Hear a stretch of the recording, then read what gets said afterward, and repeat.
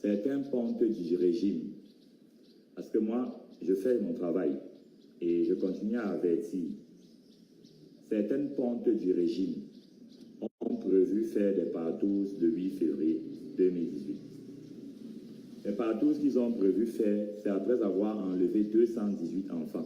Ils enlèvent les enfants de moins de 15 ans. Entendez bien ce que je dis, à la sortie des écoles. Ils ont commencé à les enlèvements depuis une semaine.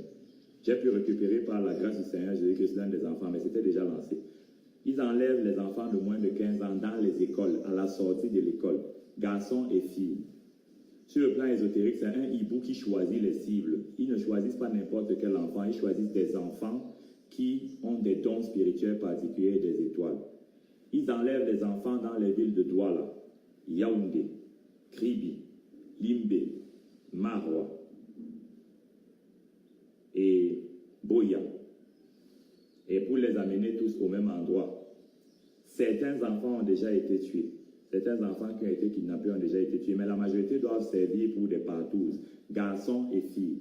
À la fin de ces partous, où des ministres en fonction sont impliqués, à la fin de ces partous, ils vont enlever les cœurs des enfants, les sexes, les seins, etc. et mettre ça dans les glaciers où ils font souvent leurs rituels. Je demande aux parents de beaucoup prier d'abord pour la sécurité de leurs enfants, et je demande aux parents, pour autant que cela soit possible, d'aller récupérer eux-mêmes les enfants à l'école à la sortie, le temps que la vague la passe. Je dis à ceux qui organisent les partous au Cameroun que j'avais déjà déclaré le 20 décembre 2017 au Palais des Congrès que les partous sont terminés. Ce n'est pas en prenant la route que vous venez de prendre là que ça va finir. Je sais dans quel hôtel vous organisez les partous. Je sais ce que vous faites. Je sais comment vous faites ça. C'est même devenu une mode pour vous.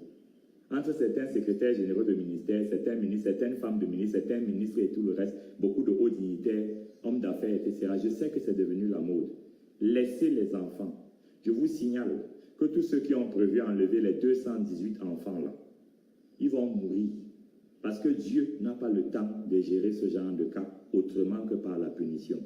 Laissez ces enfants tranquilles. Libérez les enfants que vous avez enlevés. Ceux que vous aviez déjà prévus pour les partous. Les totems que vous utilisez pour manger les enfants, je les ai tués. Je suis général. Ce n'est pas pour titre philosophique. Les hiboux que vous utilisez pour localiser les enfants que vous volez, je les ai tués. Donc si vous continuez comme ça, je vais demander aux anges de vous anéantir, vous qui avez pris les enfants, kidnappé les enfants pour les partous. La partous doit avoir lieu le 8 février, dans un grand hôtel à Yaoundé. Les enfants ont été volés dans plusieurs villes pour qu'on ne fasse pas le lien. Mais c'est plus de 200 enfants au total. Vous arrêtez ce désordre-là. Si vous n'êtes pas capable de comprendre les signes du temps, si vous ne voulez pas vous repentir, n'augmentez pas les malédictions. Donc j'espère que j'ai bien parlé clairement et je parlais posément. J'avertis toujours. Je suis en direct de chez moi, à Douala.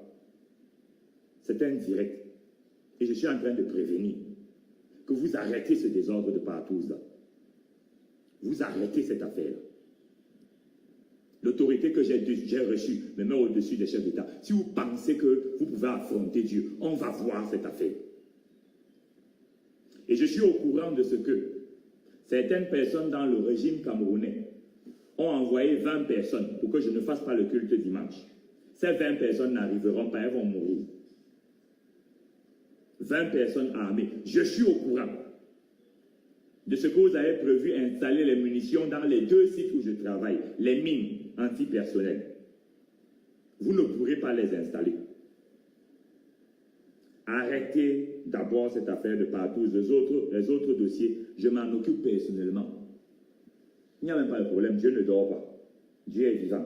Et c'est un Dieu terrible, c'est ce que sa parole dit. D'ailleurs, sa parole dit que c'est une chose terrible que de tomber entre les mains de Dieu.